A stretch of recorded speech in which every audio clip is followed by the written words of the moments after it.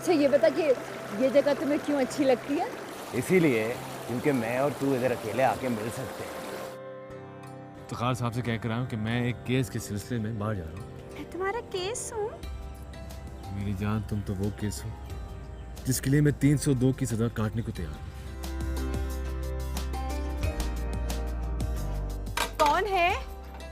हाय अल्लाह, आप? दिलदार। हाय मैं मर गई। आपने मुझे दिलदार बोला?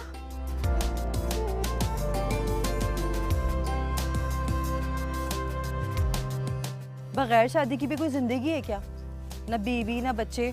हाँ, इन डंगरों के साथ जिंदगी गुजारना भी कोई जिंदगी है? लेकिन मैं उसकी जिंदगी से निकलना चाहती हूँ। अब तो तेरा अब्बा मेरे से रिश्ते की बात करने आएगा। क्या?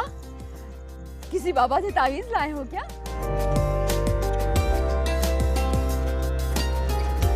मैंने तुम्हें इसीलिए इधर बुलाया है कि मैं तेरे से दो चार प्यार की बातें कर सकूं। तुम्हारे डैडी ने जो एक लंबी जहेज की लिस्ट दी है ना, दिन रात भी काम करूं कम है।